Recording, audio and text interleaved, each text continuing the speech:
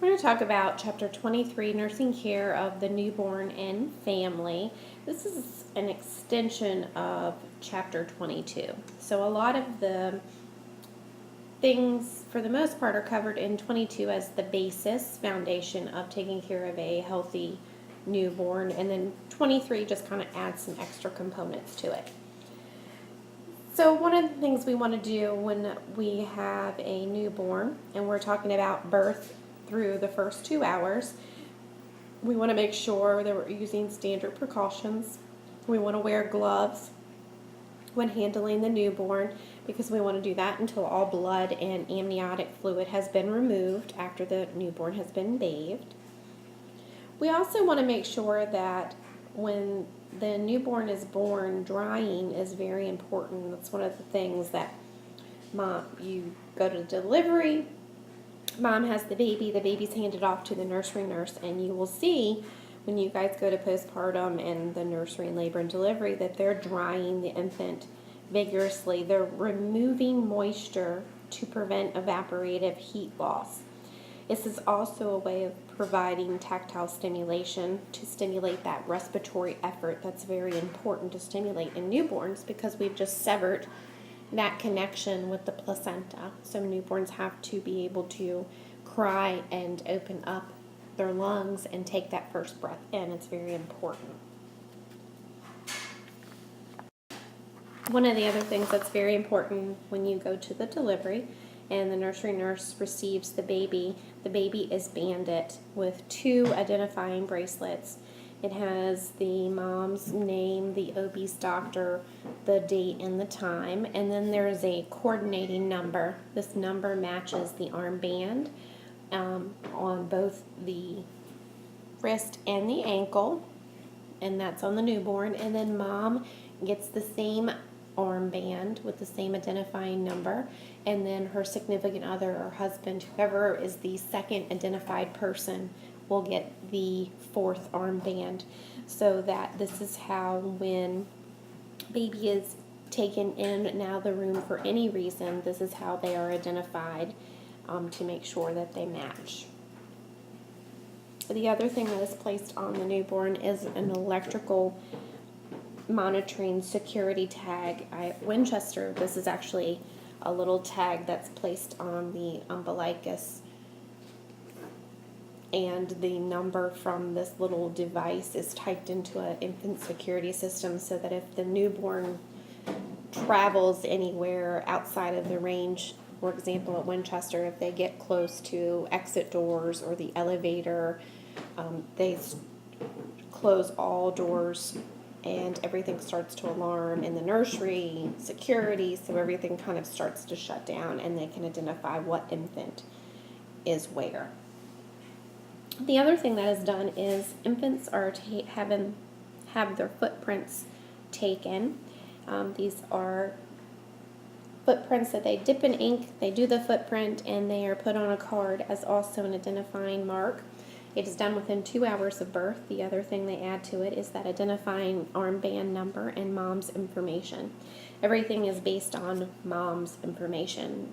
Baby is identified with mom's last name. So, for example, if mom comes in and her last name is Smith, whether she's married or not, the baby, when baby is born, will be Smith, comma, BB for baby boy or BG for baby girl.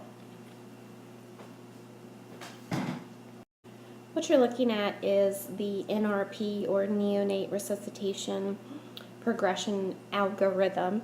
This is not something that I want you guys to have to remember. This is something that if you work labor and delivery, mother, baby, peds, and respiratory therapy, they do have to be certified in NRPs because you are essentially the resuscitation team when you go to the delivery.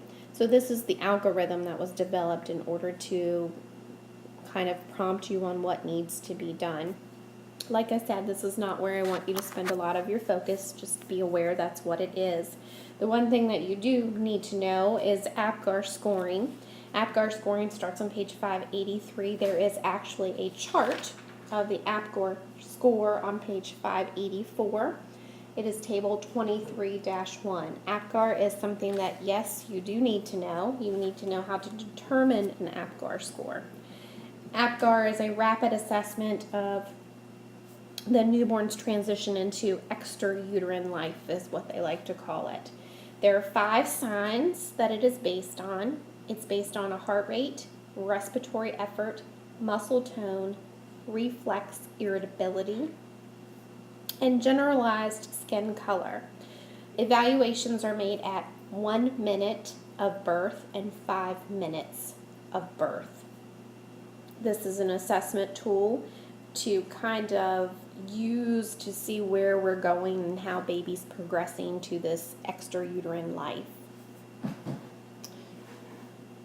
Baby who scores a 0 to 3, this indicates severe distress. Babies who score a 4 to 6 is moderate difficulty. And scores of 7 to 10 indicate babies having minimal but to no difficulty adjusting to extrauterine life. You do need to know that an APGAR score does not predict any future neurological outcomes or issues that may come up. If resuscitation is required, it should be initiated prior to the 1 minute APGAR, and that kind of correlates with the NRP algorithm that you're looking at.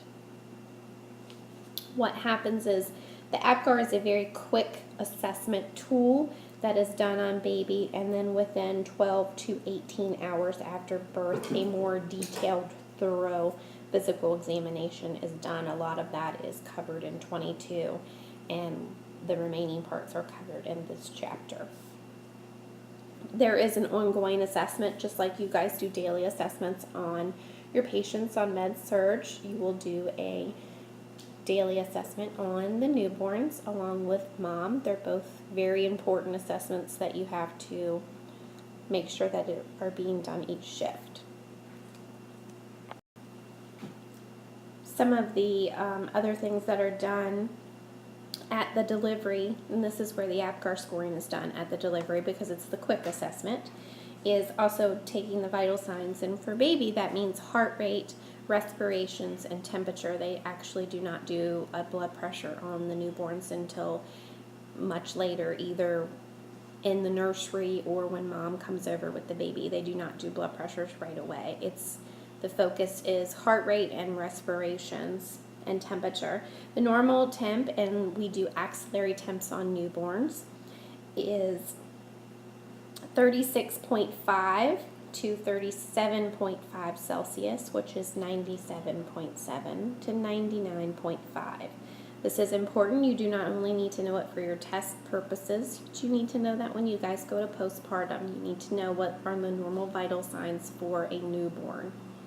Another table that just kind of tells you or goes over the initial assessment of a newborn is on page 585, 23-2.